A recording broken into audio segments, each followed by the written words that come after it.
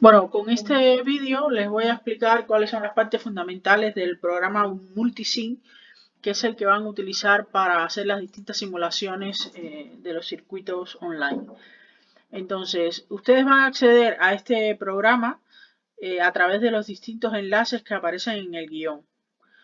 Concretamente, aquí yo he accedido a un circuito cualquiera, el cual nos explica que aquí vamos a estudiar la carga y descarga del condensador, observando, por ejemplo, los valores de voltaje en el condensador.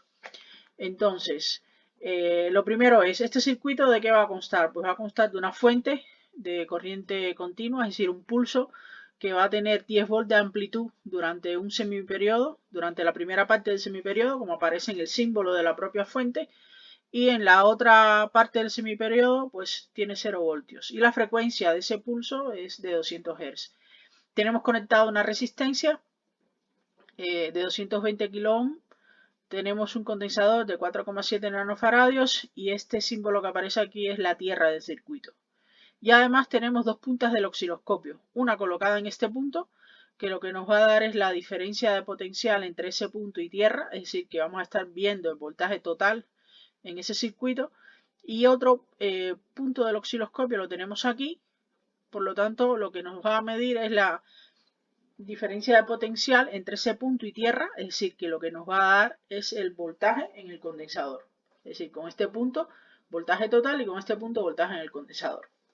Ok, entonces, si nosotros queremos comenzar a correr la simulación, lo que tenemos que hacer es pinchar en este triángulo blanco que aparece aquí.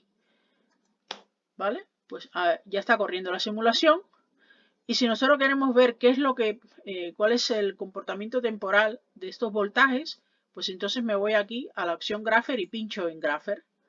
¿Vale? Entonces esto es lo que veríamos en un osciloscopio. Que puede ser que se esté moviendo, evidentemente, y cambiando la escala temporal, pues puedes tener una imagen fija de lo que observas.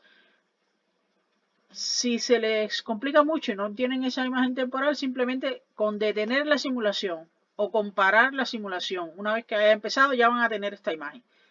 Entonces, ¿cómo se cambia esa escala temporal? Pues esa escala temporal se cambia, como ven ahí les aparece una doble flecha.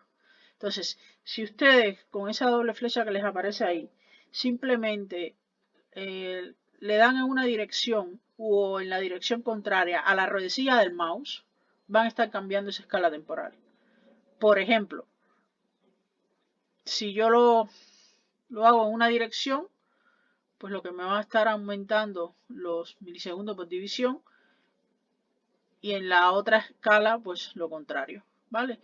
Si yo estuviese corriendo la simulación, aquí ya directamente sí les aparece cuántos milisegundos por división tiene. Por ejemplo, aquí les aparece que tienen 2 milisegundos por división, donde cada división se refiere, a ver si lo paramos, cada división se refiere a los cuadros grises que les aparecen, ¿vale? Es decir, desde aquí hasta aquí.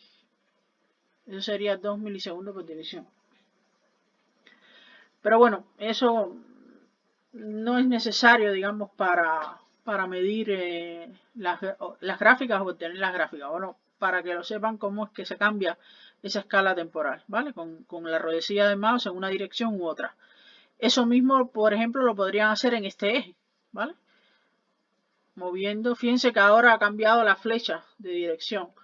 Es decir, antes era horizontal, ahora es vertical. Entonces, moviendo la ruedecilla hacia un lado o hacia otro, lo pueden cambiar. Pero bueno, no es necesario que lo hagan así. Mucho más cómodo sería detener la simulación o parar la simulación y analizar qué es lo que están observando. No obstante, les he dejado aquí unos cursores en los cuales, con este cursor, por ejemplo, que se va a estar moviendo todo el tiempo, vamos a pararlo, con este cursor que se va a estar moviendo todo el tiempo sobre la curva azul,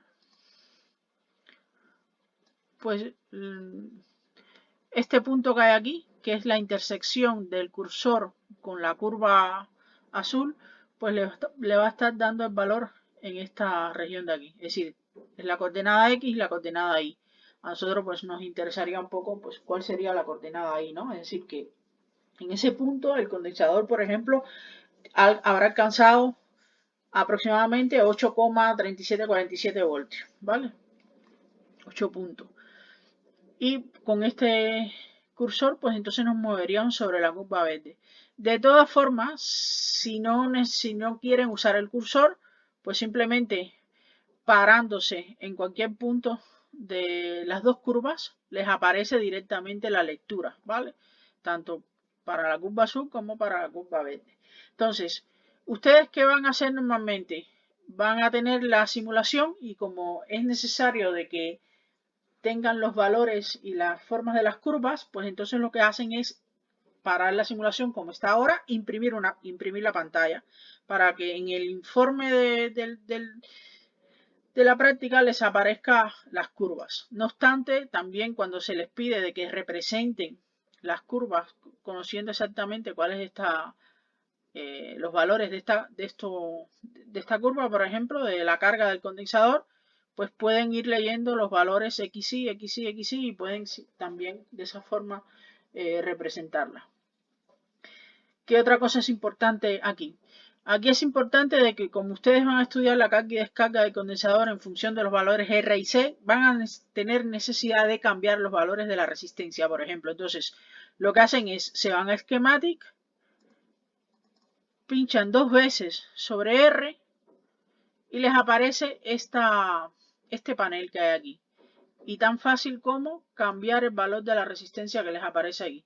Por ejemplo, si esta es de 220 kilo y ahora yo quiero hacer la simulación con 22K, pues le doy Enter, ¿vale? Ya me ha cambiado el valor y si yo quiero cerrar este panel, pues entonces pincho en esta ruedecilla que hay aquí, se cierra el panel, le doy a la simulación, me voy al Grapher y miren cómo ha cambiado lo rápido que puedo parar aquí. Fíjense en este caso lo rápido que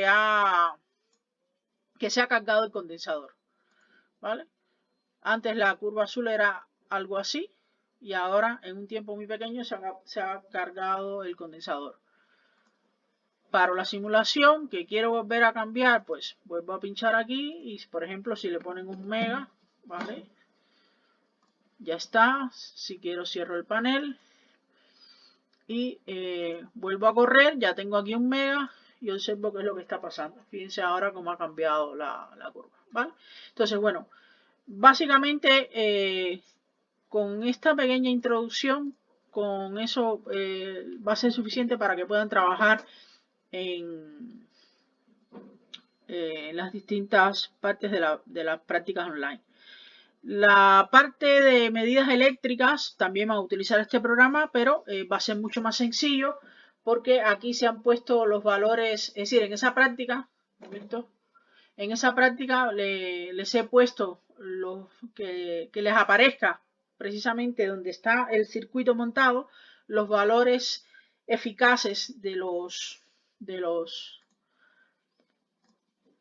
voltímetro o del amperímetro que se use, por lo tanto, directamente en la práctica de medidas eléctricas no va a ser necesario que se vayan a las gráficas, pero sí por curiosidad se podrían ir a las gráficas para ver lo que es el desfase entre corriente y voltaje, pero como les he comentado, y vamos a ver si lo logro cambiar aquí, cuando ustedes vayan a la práctica de medidas eléctricas, les va a aparecer periódico, le va a aparecer estos displays, ¿no? En los cuales van a tener los valores RMS, que son los valores eficaces de ese voltaje, de ese voltímetro, ¿vale? Y lo mismo para el otro o para cuantos instrumentos de medición tengamos puestos en la práctica de medidas eléctricas. Por lo tanto, ahí lo que van a tener que anotar simplemente son los valores RMS, ¿vale? Es decir, los valores eficaces de voltaje o de corriente según corresponda. Y nada más, es decir, de esta forma tan sencilla pueden hacer las simulaciones online utilizando el programa. Entonces, bueno, pues hasta aquí el vídeo.